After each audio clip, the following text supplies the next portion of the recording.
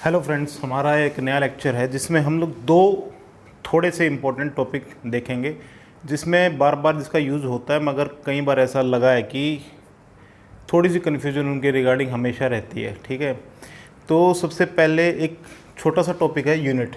Unit actually हम लोग +1 के फर्स्ट चैप्टर में पढ़ते हैं, यूनिट्स एंड मेजरमेंट। ये एक पहला चैप्टर है तो थोड़ा सा आसान भी लगता है क्योंकि वहाँ पर कुछ डेफिनेशंस दी जाती हैं। लेकिन अक्सर ये देखा गया है कि यूनिट्स के बारे में एक मिसकंसेप्शन ज़रूर होता है कि एक्चुअल में ये है क्या। बेसिकली देखें तो देखिए, सबसे पहली चीज़ एक हमारे सामने है कि फिजिक्स है क्या। फिजिक्स में बेसिकली हमारे पास क्या है कि फिजिकल क्वांटिटी, इन सब को हम लोग स्टडी करते हैं। जैसे इसमें चार्ज आ गया, फोर्स आ गया, वर्क आ गया, आपका एक्सेलेरेशन आ गया, वेलोसिटी आ गई, ये सारी क्या है, फिजिकल क्वांटिटीज़ है। फिजिकल क्वांटिटीज़ का मीनिंग क्या है? फिजिकल क्वांटिटी वो क्वांटिटी होती है जिनको हम लोग मेज़र कर सकते हैं। ठीक है, जैसे कि मान लीजिए एक छोटा सा आप एक एग्जांपल के तौर पे देखें तो हम लोग शायद अपनी खुशी को मेज़र नहीं कर सकते। हम ये नहीं कह सकते कि आज मैं 2 यूनिट खुश हूँ या 3 यूनिट खुश हूँ, या फिर आप मैं दुखी की बात करूँ तो अगर मैं कहूँगी आज मैं 5 यूनिट दुखी हूँ। तो इस तरीके से इन सब भावनाओं को शायद हम लोग क्या बोलते हैं कि मेज़र नहीं कर सकते, मगर हम लोग फिजिक्स में जिन क्वांटिटीज़ की बात करते हैं उन सबको हम लोग मेज़र कर सकते हैं। ठीक है, अब मेज़र जब हम लोग कर सकते हैं तो हमें उस मेज़रमेंट के लिए हमें सबसे पहली चीज़ की ज़रूरत पड़ती है कोई ना कोई स्केल जिसके ऊपर हम लोग मेज़र करेंगे। ठीक है, अब उस स्केल की बात जब तक हम लोग करते हैं तो हमने वहाँ पर शुरुआत में पढ़ते हैं कि फंडामेंटल कुछ फिजिकल क्वांटिटीज़ हैं, कुछ ड्राइव फंडामेंटल यूनिट्स हैं, और कुछ एक ड्राइव्ड यूनिट्स हैं। ठीक है, ड्राइव्ड यूनिट और फंडामेंटल यूनिट में से हमने कुछ यूनिट्स को सिलेक्ट किया, उनकी टर्म्स में बाकी सारी यूनिट्स को, बाकी जितनी फिजिकल क्वांटिटीज़ हैं उन सबको मेज़र किया। ठीक है, अब हमारे पास क्वेश्चन ये आता है कि ये यूनिट एक्चुअल में होती क्या है। ठीक है, अब फॉर एग्जांपल हम लोग एक लेंथ के ऊपर बात करते हैं। लेंथ की यूनिट हमने पढ़ी है कि SI यूनिट ये मतलब कि जो पूरे थ्रू आउट वर्ल्ड में हर एक साइंटिस्ट या हर एक मेजर करने वाला आदमी समझता है कि ये 1 मीटर है, वो पूरे वर्ल्ड में सबके लिए सेम है, सबके पास ऐसी चलती है, उसको कन्वर्ट करने की ज़रूरत नहीं है, ना ही वो इंटरनेशनली एक्सेप्टेड है। और दूसरी यूनिट जो कुछ हो सकती है जैसे फुट होगी या कुछ और माइल्स होगी, ये कहीं हो सकती है कि एक्सेप्टेड और हर जगह उसमें काम ना होता हो, लेकिन ऐसी यूनिट्स होती हैं जो इंटरनेशनली एक्सेप्टेड यूनिट्स हैं। ठीक है, तो हमारे पास लेंथ है, लेंथ की यूनिट क्या है हमारी? मीटर SI यूनिट है। अब देखिए, अगर आपसे कोई पूछता है कि आपकी हाइट कितनी है तो इसके साथ कुछ क्वेश्चन माइंड में पॉपअप होते हैं, माइंड में आते हैं। जैसे फॉर एग्जांपल आपके पास क्वेश्चन आया कि आपसे कोई पूछे कि तेरी हाइट कितने किलोमीटर है, ये कोई सेंस नहीं बनती किलोमीटर्स में। या फिर आपसे पूछे कि आपकी हाइट कितने माइक्रोमीटर है, तो ये भी एक अजीब सी मेजरमेंट होगी। ठीक है ना, पहली किलोमीटर में कोई पूछे तो बहुत बड़ी बात कर रहा है कि हाइट एक आदमी की, एक ह्यूमन की किलोमीटर्स में नहीं हो सकती। और दूसरी बात कर रहा है माइक्रोमीटर में पूछ रहा है तो बहुत छोटी की बात कर रहा है, इतनी छोटी कि उसमें कई लाखों यूनिट उसकी लेनी पड़ेंगी। तो अब बात समझ में आती है कि हमें पहली बात तो है कि मीटर के कई रूप हैं। ठीक है, माइक्रोमीटर है, किलोमीटर है, इन सब के बावजूद हमने स्टैंडर्ड यूनिट क्या है हमारी? मीटर है। अब इस मीटर को चुनाव करते वक्त पे हमें सबसे पहली चीज़ तो ये याद रखनी चाहिए कि हमने एक पर्टिकुलर सेटअप में एक पर्टिकुलर लेंथ को सबसे पहले तो ये कहा कि ये जो लेंथ है ये हमारी मीटर होगी। ठीक है, हमने पहले तो एक मीटर को डिफाइन किया, ये सबसे इम्पोर्टेंट चीज़ है। पहले एक मीटर को डिफाइन किया, उस स्केल को लेकर के हम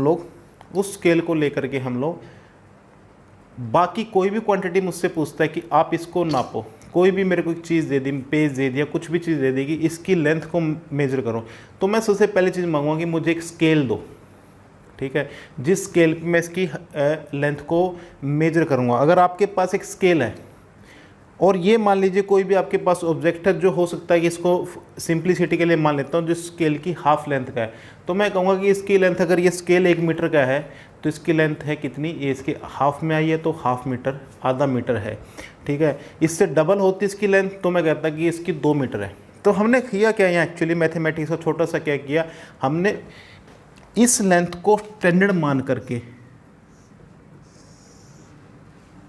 ये भगवान ने हमें नहीं कहा कि ये इतना ही मीटर, हमने पहले माना कि ये एक लेंथ है, इसको मैं 1 मीटर मान लेता हूँ, मीटर का नाम मैंने दिया, ठीक है, लेंथ की यूनिट है, लेंथ नापने के लिए हम लोग मीटर का ये स्केल हमने चुनाव किया कि ये 1 मीटर होगा, इसके हिसाब से हमने मापना शुरू किया। अब हमारे पास क्वांटिटी जब लंबी, बहुत लंबी लेंथ आई, तो मैंने ऐसे ऐसे स्केल लेकर के एक बहुत ही लंबा स्केल बनाया, जिसको मैंने कहा, यहाँ पर सिंबॉलिकली दिखा रहा हूँ, इसको मैंने कहा किलोमीटर, ये मीटर है, ठीक है। तो अब मैंने ऐसे ऐसे स्केल लिए, ऐसे ऐसे स्केल्स लेकर के मैंने बहुत लंबी लंबी लेंथ मापनी शुरू की, हाइट मापनी शुरू की, या फिर किसी और तरीके क्या तो किलोमीटर में मैंने, अब अगर मुझे बहुत लंबी लेंथ मापनी है तो मैं उसको एक्सप्रेस करने के लिए मेरे पास अगर मान लीजिए 5 किलोमीटर है, यानी कि 5000 मीटर लिखने के बजाय 5000 मीटर लिखता हूँ या 5 किलोमीटर लिखता हूँ, दोनों में क्या सीन है। 5000 मीटर का मतलब है कि ये स्केल से 5000 गुना लंबी ये लेंथ है, ठीक है। तो अगर बेसिकली देखूं तो मैंने मीटर की टर्म में मैं हर क्वांटिटी को एक्सप्रेस कर सकता हूं, ठीक है। छोटी मापने के लिए जब गया तब मैंने मीटर के, मान लीजिए एक माइक्रोमीटर है, माइक्रोमीटर में 10⁻⁻⁶ मीटर के बराबर होता है एक माइक्रोमीटर। तो मैंने इस 1 मीटर के कितने टुकड़े किए, 10⁻⁶ मैंने इसके टुकड़े किए, और वो एक छोटा सा नन्हा सा जो टुकड़ा निकल के आया उसको मैंने कहा कि ये 1 माइक्रोमीटर की लेंथ है। इस लेंथ की भी मेरे को ज़रूरत पड़ती है माइक्रोस्कोपिक लेवल पे किसी सेल की डायमेंशन मापने के लिए, किसी एटम की डायमेंशन मापने के लिए, तो मुझे इस मेजरमेंट की भी ज़रूरत पड़ती है। लेकिन बेस मेरा कहाँ था, बेस मेरा मीटर पे ही फंसा हुआ था। मैंने मीटर की रिस्पेक्ट में छोटी और बड़ी लेंथ को मापने के लिए इसकी एक मैनिपुलेशन की है, उनको अलग अलग नाम भले ही दिए, लेकिन बेस इसकी यूनिट क्या रही है, मीटर। मीटर की रिस्पेक्ट में ही मैंने सारे के सारे मेजरमेंट किए हैं, ठीक है।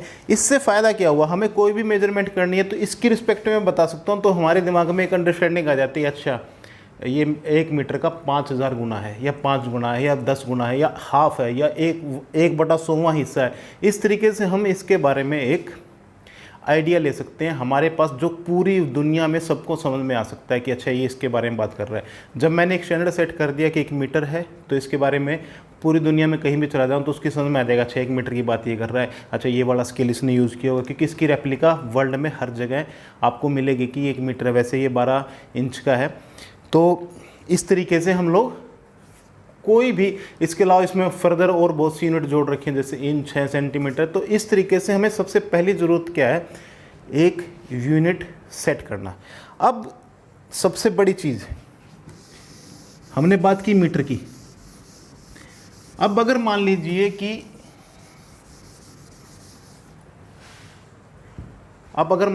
कि हमें एक ऐसी जगह पे काम कर रहे हैं जहाँ पर हमेशा बातें ही बिल्कुल छोटे लेवल पे होती हैं, बिल्कुल छोटे स्तर पे। जैसे कोई इंजीनियर है, कोई मॉलिक्यूलर फिजिसिस्ट है जो मॉलिक्यूल्स की बात करता है या एटम्स की बात करता है, तो वो अक्सर क्या बात करेगा, उसके लिए सबसे इम्पोर्टेंट यूनिट या तो माइक्रोमीटर मान के चलते हैं, उसके लिए माइक्रोमीटर एक इम्पोर्टेंट यूनिट है। तो बार बार क्या करेगा, वो बार बार माइक्रो यूनिट में अपनी एक मेजरमेंट को प्रेफर करेगा कि वो हर क्वांटिटी को इसी तरीके से लिखेगा। तो इसके लिए लिखने के लिए क्या करेगा कि ये एक एटम है, उसकी लेंथ है जी, उसका डायमीटर है 1 माइक्रोमीटर, एक दूसरा एटम लिया, उसकी 2 माइक्रोमीटर है। तो इस तरीके से हमें अलग अलग टाइप पे अलग अलग उसके छोटे पोर्शन की ज़रूरत भी पड़ सकती है यूनिट के, और बड़े स्केल की भी ज़रूरत पड़ सकती है। तो हम उसको क्या है कि अपनी सहूलियत के हिसाब से, अपनी ईज़ के अकॉर्डिंगली हम उसको यूज़ करते हैं, जहाँ पर भी हमें जो भी उसका छोटा या बड़ा रूप चाहिए, लेकिन हमने बेस क्या माना है, मीटर को। ठीक इसी तरीके से इसको बोलने का यहाँ पर पर्पज़ क्या है, आप देखिए, आप इलेक्ट्रिक फील्ड जब कैलकुलेट करने जाते हैं तो हमारे पास बेसिकली क्या है,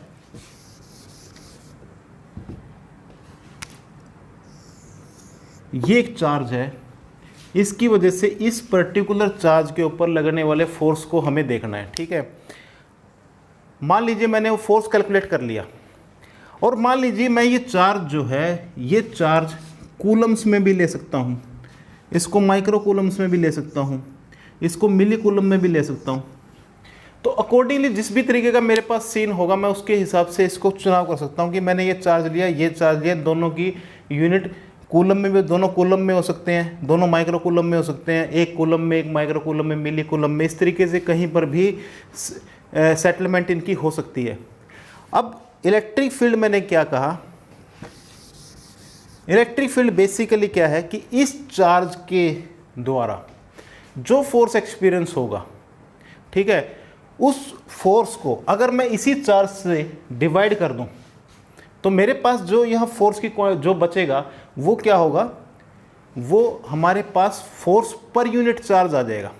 ठीक है, फोर्स पर यूनिट चार्ज को मैं क्या कहूँगा, इस पर्टिकुलर पॉइंट पे जो कि यहाँ से एक पर्टिकुलर डिस्टेंस r दूर है, इसको मैं कहूँगा इलेक्ट्रिक फील्ड। ठीक है, अब बात फिर से करते हैं इस यूनिट चार्ज को चार्ज से डिवाइड करने की वजह क्या है या पर्पज़ क्या है। ठीक है, अब देखिए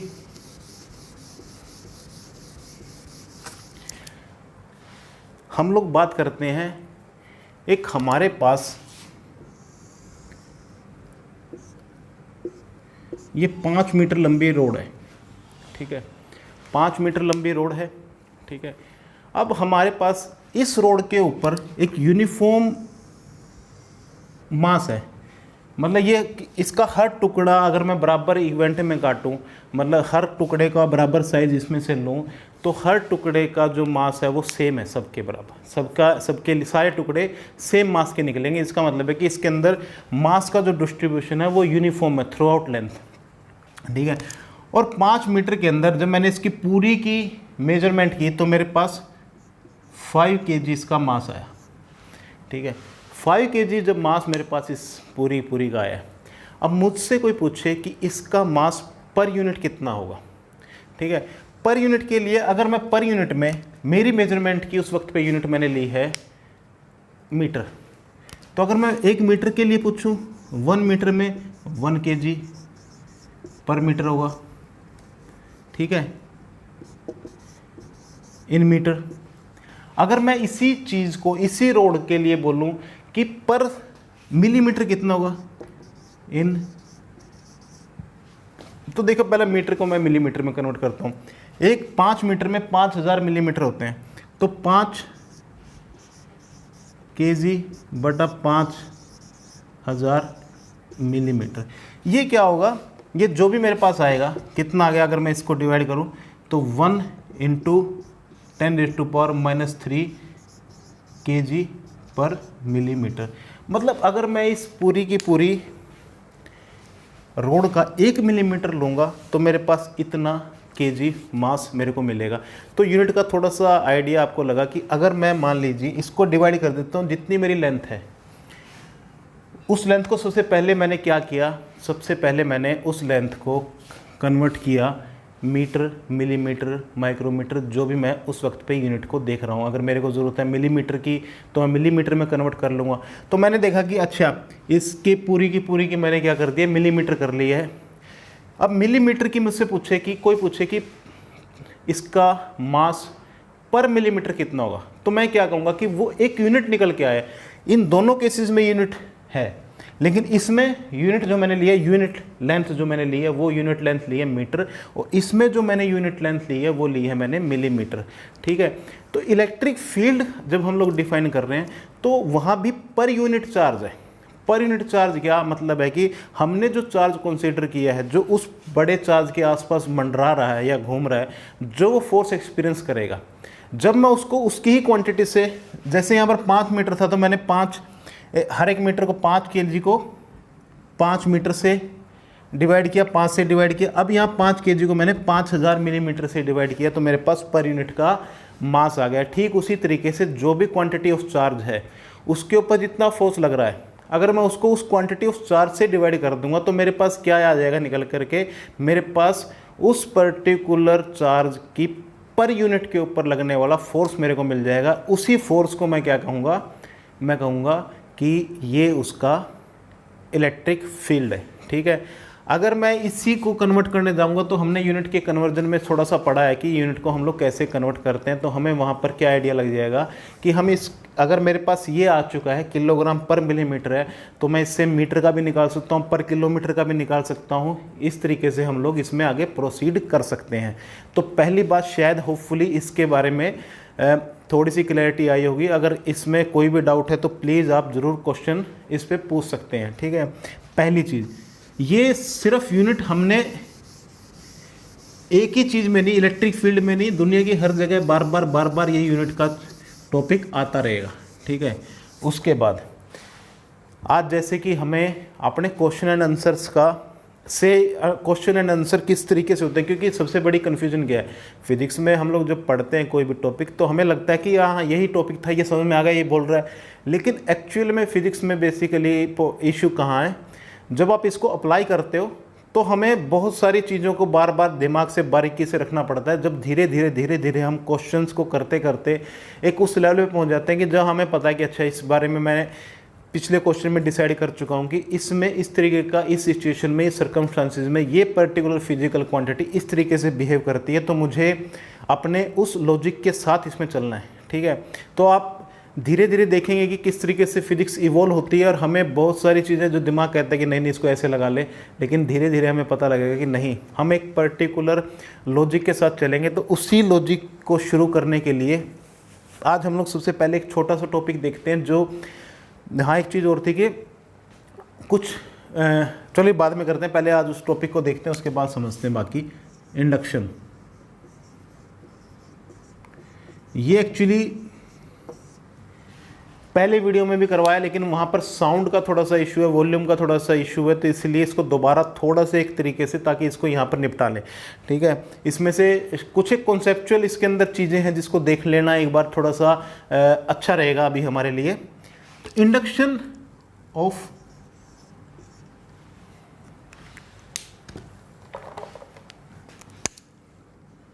चार्ज, हम इसके बारे में बात करते हैं, इंडक्शन ऑफ चार्ज के बारे में, ठीक है। इंडक्शन ऑफ चार्ज बेसिकली क्या है कि आपने एक बॉडी को चार्ज किया,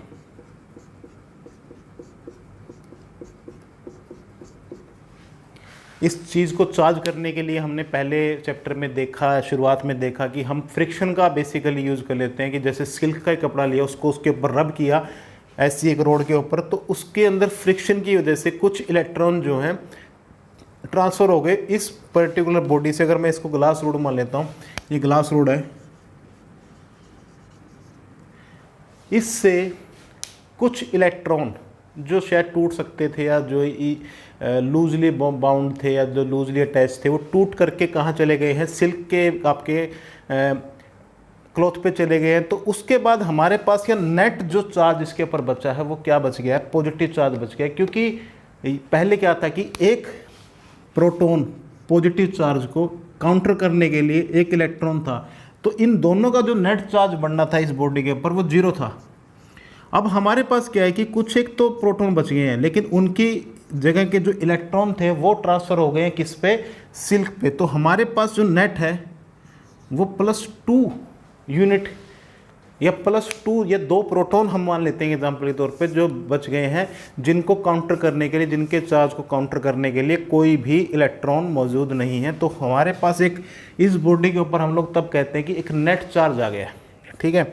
अब इंडक्शन में क्या हो रहा है, इंडक्शन में हो ये रहा है कि आपको किसी बॉडी को टच नहीं करना है, आपको सिर्फ क्या करना है कि इसको किसी कंडक्टर की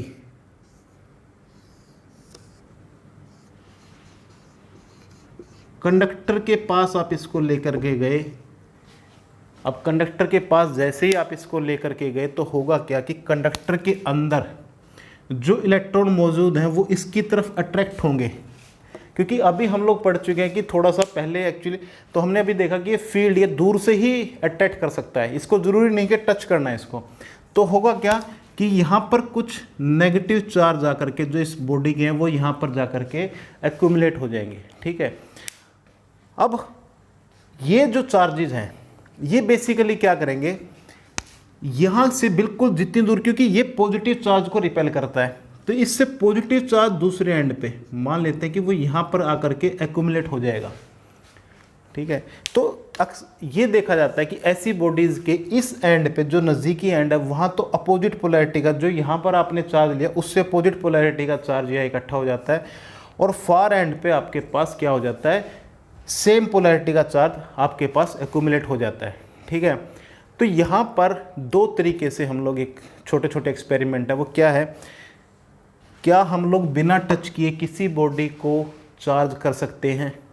तो उसके लिए हमें बेसिकली क्या करना है, अगर हम किसी तरीके से इस बॉडी के चार्ज को, ये वाला जो चार्ज है, ये पर्टिकुलर ये चार्ज है, इसको अगर मैं अलग कर पाऊँ तो इसका ये जो चार्ज है, ये चार्ज क्या होगा, डिसबैलेंस हो जाएगा, क्योंकि यहाँ नंबर ऑफ इलेक्ट्रॉन और प्रोटॉन, एक बात ध्यान रखिए, इंडक्शन के अंदर इस बॉडी से अभी तक कोई भी इलेक्ट्रॉन या प्रोटॉन नहीं निकला है।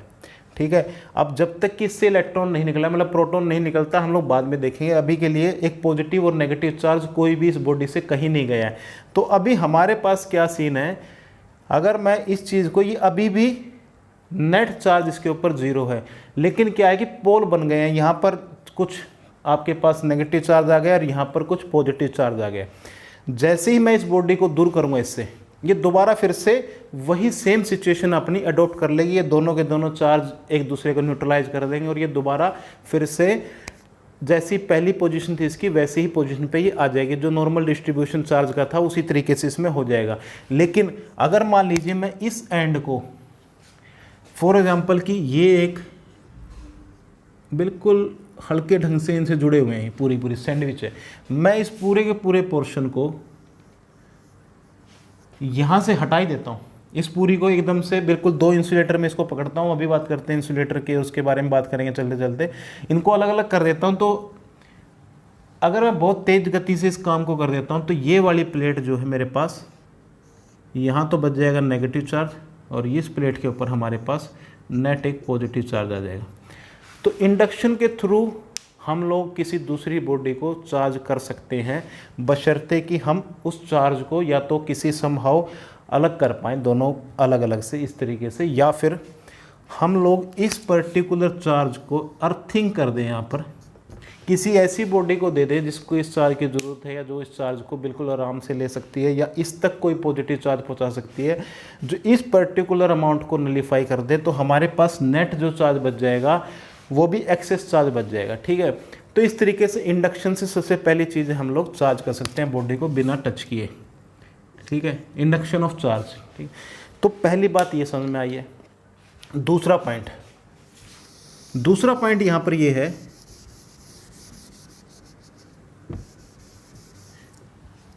कि जब भी इंडक्शन होगा तो देखिए यहाँ पर ये बॉडी और ये बॉडी इसकी डिस्टेंस कम है बजाय इसके, तो इन दोनों के बीच में जो भी फोर्स होगा वो क्या होगा, अट्रैक्शन का फोर्स होगा। ठीक है, तो जब भी चार्ज इंड्यूस होगा तो दोनों बॉडी एक दूसरे को अट्रैक्ट करेंगी। दूसरी चीज़, तो पहली बात, इसको चलो बाद में लिख देंगे, कोई दिक्कत नहीं है, पूरा एक स्क्रीनशॉट के लिए। तो ये 2 चीज़ें हो गई। तीसरी चीज़ है जो कई बार ऑब्जर्व की जाती है, वो ये कि देखिए आपने क्या किया कि ये एक बॉडी थी, अब आपने इसको इससे टच करवा दिया।